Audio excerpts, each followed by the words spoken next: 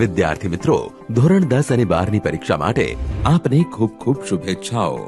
આવો પરીક્ષા આપતી વખતે વિદ્યાર્થીઓએ ધ્યાનમાં રાખવા જેવી અગત્યની માહિતી મેળવીએ।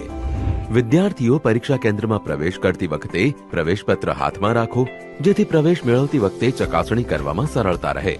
પરીક્ષા સ્થળ ઉપર બિનજરૂરી સામાન કે સ્કૂલ બેગ લાવવાની નથી। ભૂલથી લાવ્યા હોવ તો નિર્ધારિત કરેલ જગ્યાએ મૂકવી। પરીક્ષા સ્થળ પર દર્શાવેલ બેઠક વ્યવસ્થા જાણી લેવી।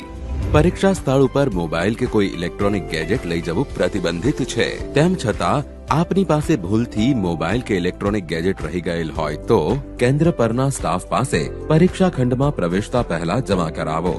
પ્રિન્ટેડ કે હસ્તલિખિત પરીક્ષાલક્ષી માર્ગદર્શક વાંચન સાહિત્ય ભૂલથી લાવ્યા હોય તો પશ્ચાતાપ પેટીમાં મૂકવું। પરીક્ષા નંબર મુજબ બ્લોકની ચકાસણી કરી પરીક્ષા ખંડમાં પ્રવેશ કરો।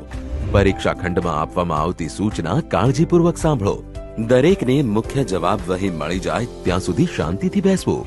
ત્યારબાદ સૂચના મુજબ મુખ્ય જવાબ વહીમાં વિગત ભરવી, જેમ કે પ્રવેશ પત્રમાં જે કેન્દ્ર નંબર આપેલો હોય એ કેન્દ્ર નંબર લખવો અને પ્રવેશ પત્રમાં જે બેઠક નંબર છે એ બેઠક નંબર મુખ્ય જવાબ વહી અને પુરવણીમાં લખવો તથા બેઠક નંબર શબ્દોમાં પણ લખવો।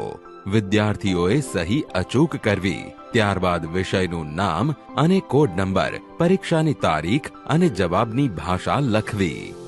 સીસીટીવી કેમેરા સમક્ષ પ્રશ્નપત્રનું પેકેટ ખોલવામાં આવશે અને વિદ્યાર્થી પાસે પ્રશ્નપત્રનું પેકેટ સીલબંધ છે તે બદલની ખાતરી કરાવી સહી લેવામાં આવશે। પ્રશ્નપત્ર પૂરું અને યોગ્ય મળ્યું છે તે ચકાસી લેવું। દરેક વિદ્યાર્થીઓએ બારકોડ સ્ટીકર પર લખેલ બેઠક નંબર તથા પ્રવેશપત્ર પર લખેલો બેઠક નંબર એક જ છે તેની ખાસ ચકાસણી કરી લેવી।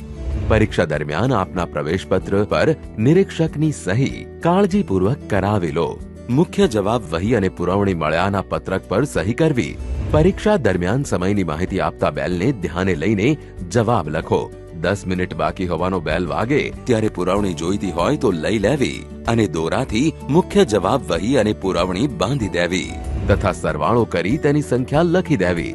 ત્યારબાદ કોરા પેજ પર લાઈન કરી દેવી અને છેલ્લે સૂચના મુજબ મુખ્ય જવાબ વહી અને પુરવણી પર સ્ટીકર લગાવવું।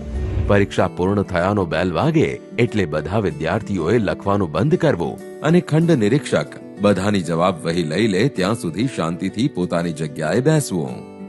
પરીક્ષાની સૂચનાઓનો અમલ કરી આત્મવિશ્વાસથી પરીક્ષા આપીએ। આભાર।